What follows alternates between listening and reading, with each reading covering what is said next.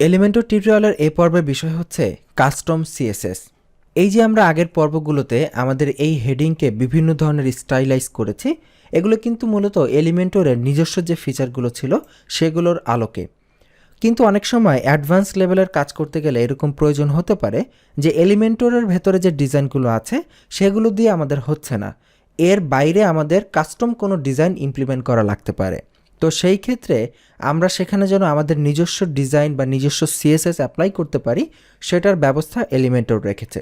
তো আমরা আজকের পর্বে সেটাই দেখব কিভাবে এলিমেন্টরে কোনো এলিমেন্টকে কাস্টম সিএসএস দিতে হয়। এবং আপনি হয়তো ভাবতে পারেন এই সম্পর্কে তো আমরা অলরেডি ধারণা পেয়েছি আমাদের আগের ভিডিওগুলোতে, তাহলে আবার আলাদা ভিডিও কেন করছি?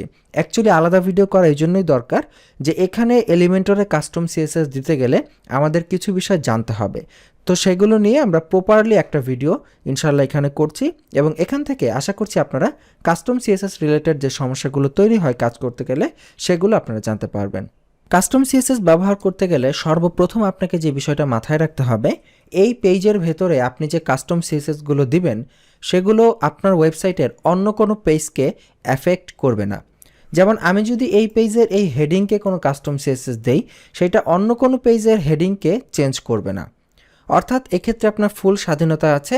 আপনার এই পেজের সিএসএস এই পেজে সীমাবদ্ধ, আরেক পেজের সিএসএস আরেক পেজে সীমাবদ্ধ।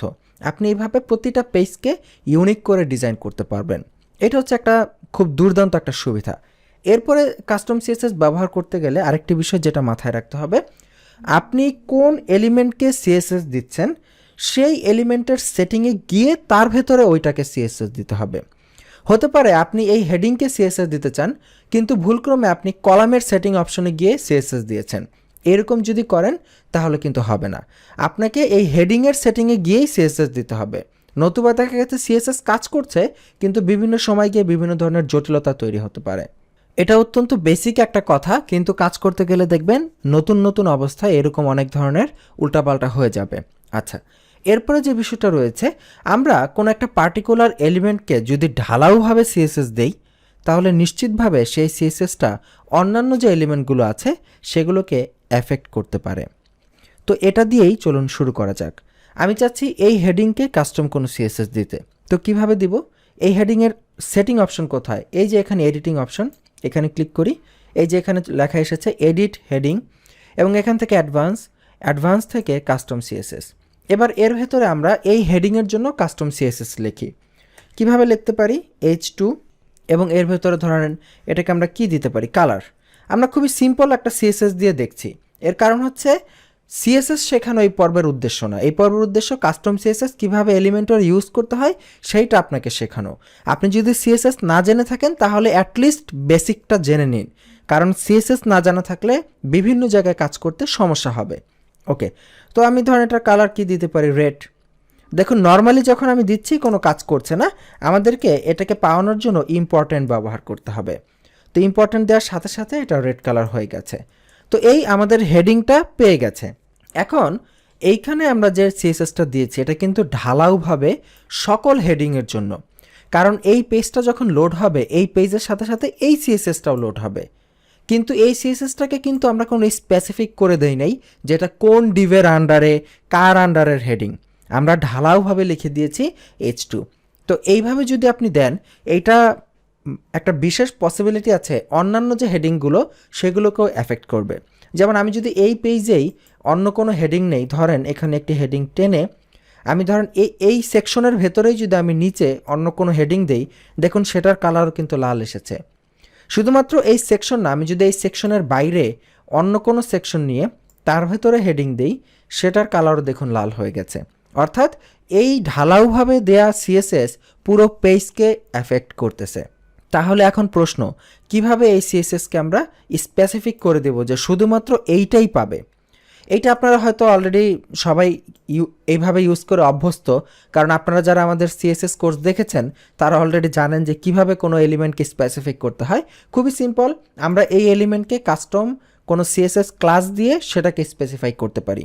এছাড়াও আরও বিভিন্নভাবে স্পেসিফাই করা যায়। যেমন আমি যদি এই পেজটাকে আপডেট দিয়ে আমাদের মেইন পেজটাকে যদি রিলোড দেই, চলে এসেছে। এবার আমি যদি এই হেডিংটাকে আমরা ইন্সপেক্ট এলিমেন্ট করি তাহলে দেখতে পারবো এই হেডিংয়ের জন্য নিশ্চয়ই কোনো সম্পূর্ণ ডিফারেন্ট সিএসএস ক্লাস আছে যেটা অন্য কোনো হেডিংয়ের জন্য নাই।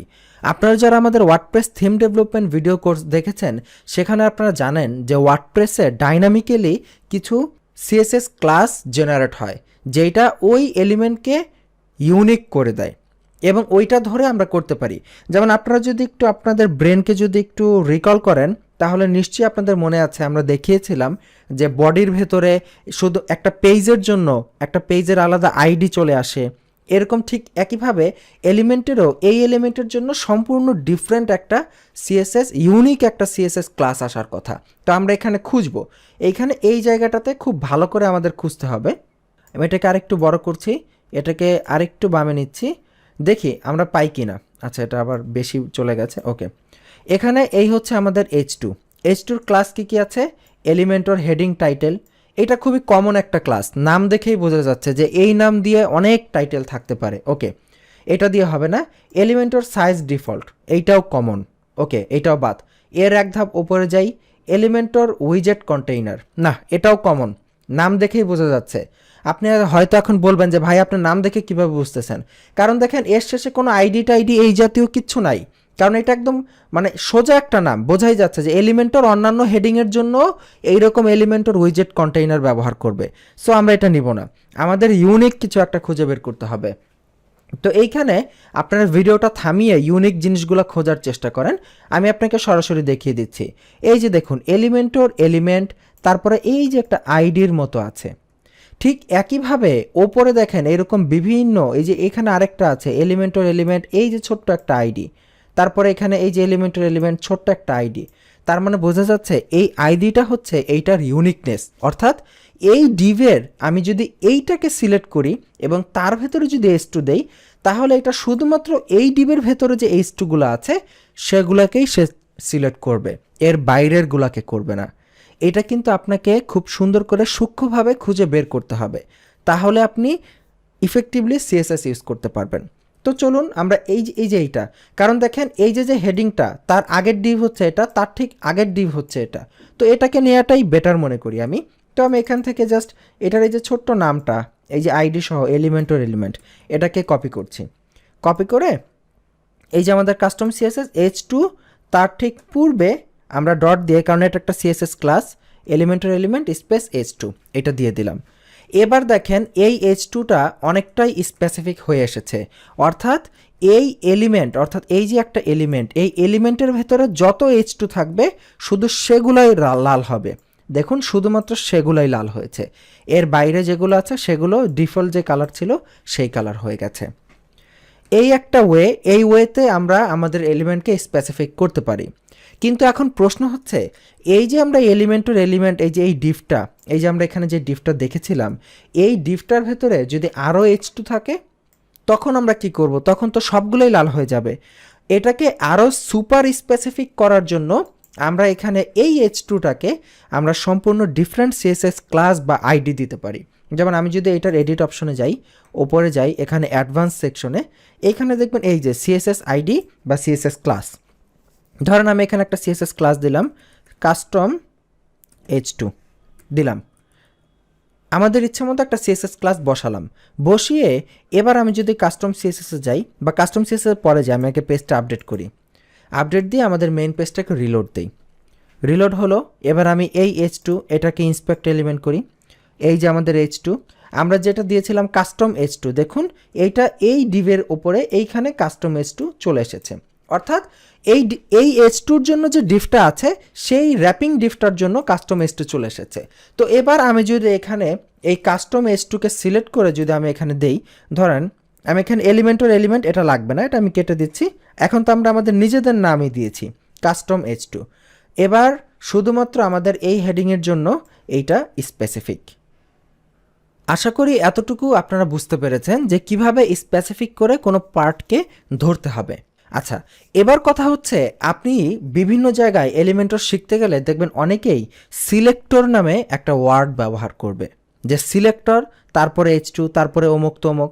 এই সিলেক্টর ওয়ার্ডের কাজটা কি। যেমন আমি যদি এখানে এটা না লিখে সিলেক্টর লিখি, তাহলেও দেখেন শুধুমাত্র এই এলিমেন্টটাই লাল হচ্ছে, এর উপরে নিচে যে অন্য এলিমেন্টগুলো আছে সেগুলো কিন্তু লাল হচ্ছে না।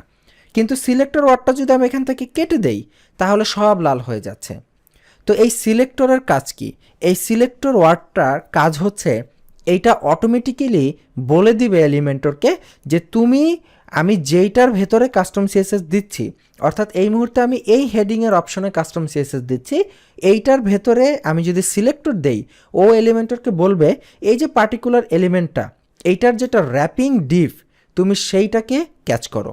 অর্থাৎ সিলেক্টর দিলে আমরা ইজিলি অটোমেটিক্যালি সেই এলিমেন্টের র্যাপিং ডিপটাকে আমরা ক্যাচ করতে পারি। তো সিলেক্টরের ব্যবহার আপনি যদি এলিমেন্টরে খুব অ্যাডভান্স লেভেলে না যান বা খুব দক্ষ, মোটামুটি লেভেলের দক্ষ যদি না হতে পারেন, সিলেক্টর ব্যবহার করতে গিয়ে আপনাদের বেশ ঝামেলা হতে পারে। তো এই ক্ষেত্রে আমার যেটা রেকমেন্ডেশন, যে এত সিলেক্টর কিচ্ছু ইউজ করতে হবে না। আপনার যদি এখানে কাস্টম সিএসএস দেওয়ার প্রয়োজন পড়ে, আপনি চাইলে সরাসরি ওই এলিমেন্টটাকে ইন্সপেক্ট এলিমেন্ট করবেন, ওইটার যে র্যাপিং ডিভ আছে সেটার এইরকম একটা আইডি যুক্ত যে সিএসএস ক্লাসটা পাবেন, অর্থাৎ যেটা ওই এলিমেন্টের জন্য ইউনিক, সেইটাকে আপনি নিয়ে আসবেন, নিয়ে এসে তারপরে ওই এলিমেন্টের নামটা দিবেন, ধরেন H2 বা ইমেজ যেটাই হোক, এবং তারপরে আপনার সিএসএসটাকে অ্যাপ্লাই করে দিবেন। এইটা একটা ওয়ে। আদারওয়াইজ আপনি সেটাকে অ্যাডভান্স থেকে কাস্টম কোনো সিএসএস ক্লাস দিবেন এবং সেই ক্লাসের আন্ডারে আপনি ওইটাকে ওইভাবে কাস্টম সিএসএস বসিয়ে দিবেন। তো এই নিয়মটা আপনাকে বোঝানোর জন্যই মূলত এই ভিডিওটা ছিল। আশা করি আপনারা বুঝতে পেরেছেন, আমরা প্র্যাকটিক্যালি দেখেছিও। তো যদি এটা বুঝতে কোনো সমস্যা হয়, পুরো ভিডিওটা শুরু থেকে শেষ পর্যন্ত ভালো করে আরও কয়েকবার দেখবেন। তো এরপরও কোনো সমস্যা থাকলে আমাদেরকে মেল পাঠিয়ে দিবেন। আজকের পর্ব এই পর্যন্তই। অবশ্যই বাসায় প্র্যাকটিস করবেন। আগামী পর্বের আমন্ত্রণ জানাচ্ছি। ভালো থাকবেন। আল্লাহ হাফিজ।